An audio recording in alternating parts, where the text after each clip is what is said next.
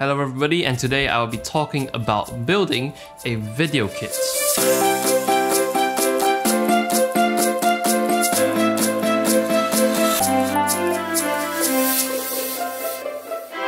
Alright, hello everyone. So if you are looking to build a full complete set of gear for video recording, then today in this video, this is what I am covering. So today I will be covering on what elements should there be in a video kit and what are my recommendations for each of those elements. So without further ado, let's jump right in. The first element is without a doubt the camera. So it goes without saying, camera is out of the question. You will need a camera that's capable of recording video to begin with. Now I'm not going to talk too in-depth about camera choices in this video right here. However, I do have a video called the best DSLR or mirrorless camera for video. You can check it out here.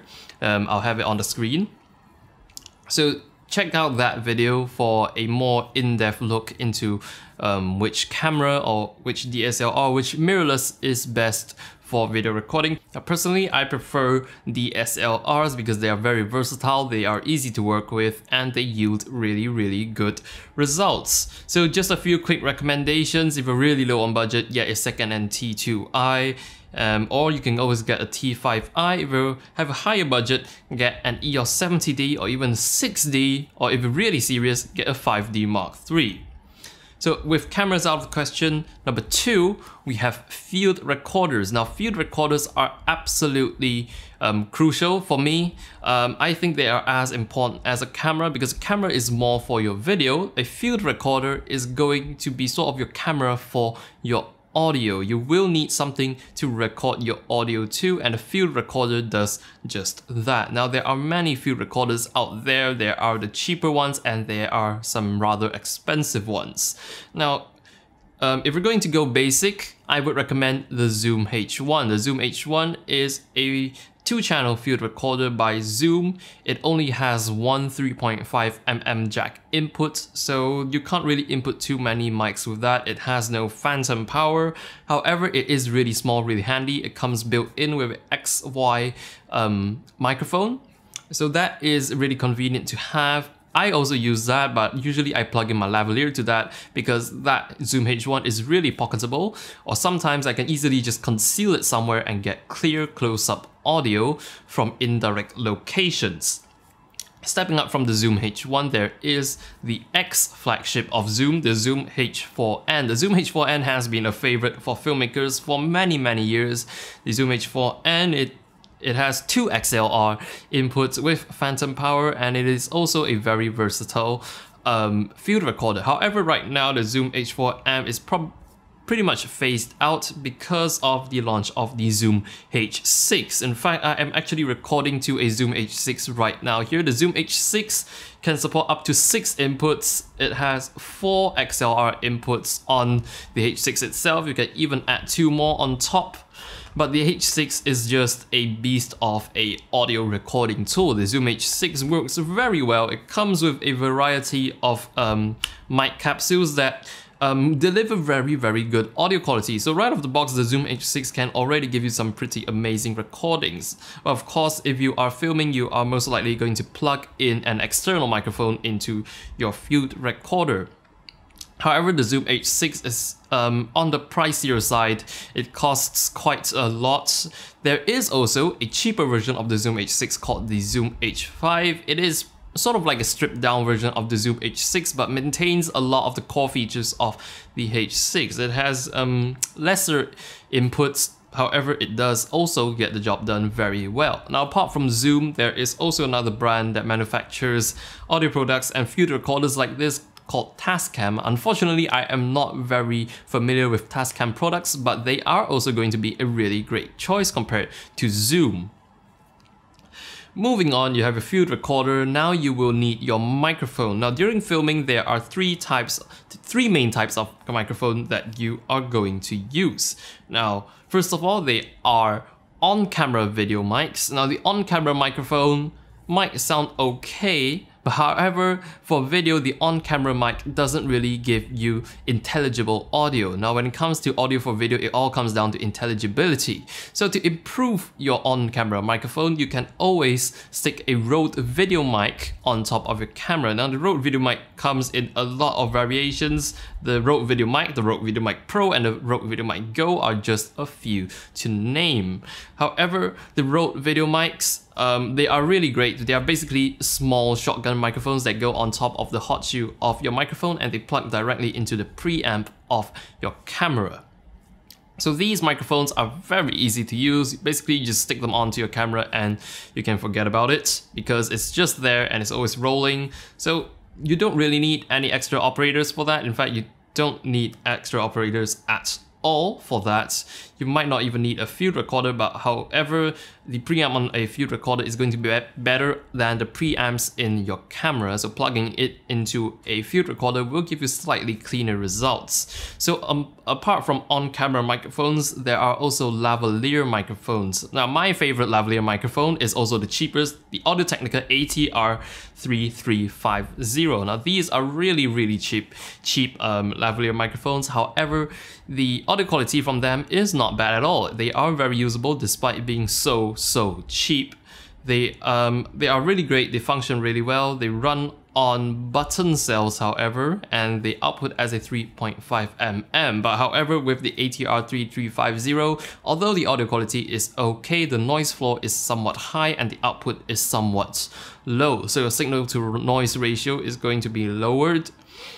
If you are looking for better choices for a lavalier mic, there is also the Rode Lavalier, which costs about 200 USD.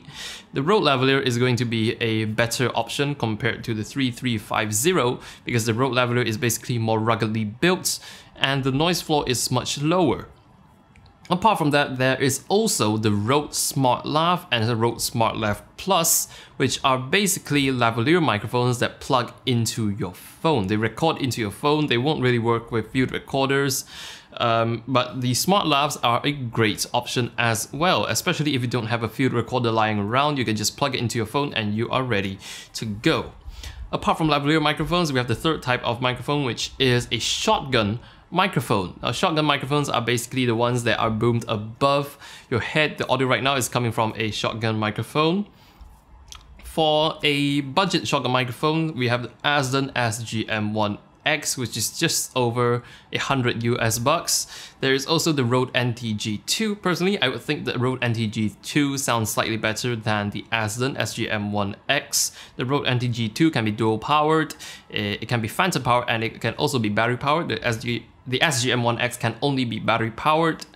These two mics are more budget options for a shotgun microphone. However, if you're going to do a lot of boom microphone work and you would like a better quality shotgun microphone, then I would recommend the Rode NTG3. Now, in fact, the audio right now is coming from a Rode NTG3 boom just above my head. I really like the NTG3 because the audio from it is really great. The audio quality from that has a great dynamic range. It sounds really great and it gives you crystal clear audio. The Rode NTG3, however, the NTG3 is quite highly priced at 700 USD.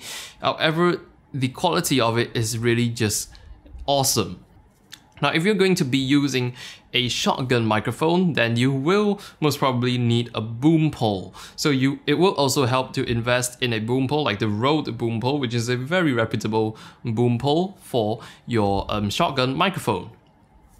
So with your camera and audio out of the way, we have lights. Now, of course, you can always DIY your very own video lights. There are a ton of tutorials on YouTube on how to make DIY video lights. However, if you are lazy, there are also floodlights quite frequently used on professional film sets. They basically use halogen or tungsten bulbs. For a halogen floodlight, one of the most common ones would be a Lowel Pro-Light. Now, however, halogen and tungsten bulbs can get really hot over time, so they can cause some heating issues and they take a lot of power. So if you're going to go a little more high-tech on this, we have LED light panels. However, the industry standard KinoFlos are just incredibly expensive. But luckily, there are also Chinese spin-offs which are much cheaper. Now, a few Chinese brands of LED light panels. They are nowhere near the performance of a KinoFlo, however, they do work very well. For example, there is the Aputure AL528 and also the YN600. This video right now is being lit by two YN600s. The YN600s are great. I have a review on the YN600 right here. So LED light panels, there are a huge range of them. You can go from really cheap ones to really expensive ones. It just comes down to how much you are willing to spend on them. But for me, the budget ranged LED light panels would be sufficient for a indie filmmaker like me, and they work very, very well.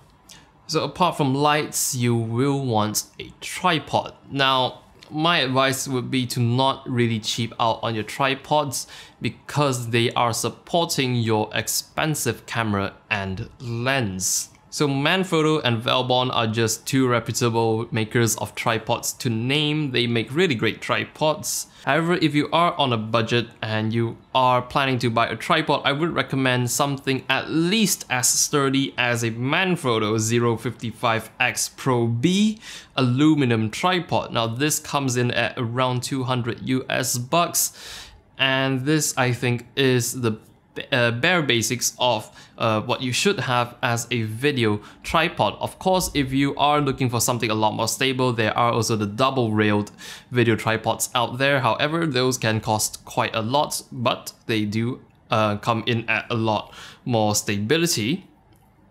However, just get a tripod that you would at least be confident with, so it doesn't really topple over in mid-shoot or leg breaks off, because you are supporting your expensive equipment with this. So make sure you get a sturdy enough tripod. Now, a personal guideline that I use for tripods is that if I can sit on it, then it pretty much works. So if it can support my weight, it should be able to support my camera on it. So if you would feel safe sitting on that tripod, then that tripod is probably good enough. So moving on, take two legs off a tripod and you have a monopod. A monopod is when you need a lot more mobility compared to a tripod. So again, the main go-to brand for monopods is again Manfrotto. Some Manfrottos have a little base with them with 3 legs, so you can actually stand them up and use them for static shots. Some have built-in video heads as well, so those save you the cost. Actually, no, they are included in the price of the monopod, but they just have a built-in non-removable video head. So a monopod can really save you a lot of energy during some long shoots. It takes the weight of the camera off of your hands and onto the monopod, and it gives you a lot more stability without jeopardizing too much of mobility. Now with all your support equipment, for video, it is pretty crucial that you have a video fluid head. Now ball heads are for photography, but with video sometimes you would need to pan or tilt the camera a little bit. So a fluid head allows you to do that with a very nice dampened and smooth motion, so your video doesn't become jerky and distracting. Now for a budget-friendly video head, one of the favorite video heads in the market is Manfrotto MVH500AH, which comes in at about 170 US bucks. Not too much compared to more professional video heads out there, but the MVH500AH is going to be a great video head for DSLRs. If you're going to use a much bigger camera like a C100 or anything else, I would recommend getting a much sturdier video head like a Manfrotto 504 HD, which comes in at quite a bit of money. However, the 500AH is going to be good enough for general video shooting. Now you would want a camera stabilizer as well compared to all that, and that is when a Glidecam comes in. Now Glidecam is entirely optional, however they do give you the option of having really smooth moving shots like a Steadicam. Now the Glidecam comes in quite a lot of variations, the Glidecam HD 100, the 1000, 2000, 4000 and a lot more, but basically they are all the same. They are just having different weight specifications, so do get the correct one for the weight of the setup you are using on top of it. Now the Glidecam from US can cost quite a lot. There are some spin-offs like the Flycam, which costs much less, however at the sacrifice of build quality. However, a Glidecam is definitely something to consider if you're going to do a lot of running around with cameras and you need that smooth motion.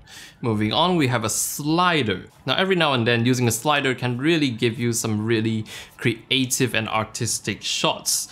Now sliders come in a range of sizes, they have different lengths. It just comes down to how portable you want it to be and how much you actually need. So generally the rule of thumb is to get one as short as you need. You might think getting a very long one is going to be better, but however, trust me, a long one is really bulky and much harder to mount than a nice short one. Personally, I'm using a Kessler pocket dolly. Now the pocket dolly can be a little bulky, but it is somewhat portable at the same time. There are also other brands of sliders like Konova, which do make really good sliders, but when it comes to sliders, you just have to bear in mind there are two main types of sliders. IGUS sliders, otherwise known as rail guided, and bearing sliders. Now bearing sliders are going to be much smoother than IGUS sliders because bearing sliders basically they roll on the rail, whereas IGUS sliders, they are basically just a carriage mounted to a rail and you just drag them along the rail. Moving on, we have stands. Now basically during video shooting you would need quite a lot of stands. You would want a mic stand if you're going to hold a mic, or you want to boom a mic. If you don't have someone to hold the mic, obviously you would need a stand for the mic. Obviously you also need stand for lights. You can use the light stands. You can just basically, for light stands, you can get flash stands for photography, like a Manfrotto flash stand, which only costs about 70 bucks each. Now for more advanced grip setup, you would want a C stand. Basically C stands allow you to hold more types of things. You have more mounting options with a C stand, and C stands are generally more versatile than just one single light stand. Now for C stands, I would recommend something like the Impact C stands. They are not too expensive, they are in the $100 range, and they are a very reputable brand of C stands. Now last but not least is to get one of those 5-in-1 reflector kits. You will never know how handy a reflector kit can come in at times. Just get one, you will never know when you will need it. You will probably need it most of the time. You can use it to reflect sunlight in daylight, you can use it to diffuse your video lights, and you can use it to bounce the light off your key to be used as a fill. They are really useful.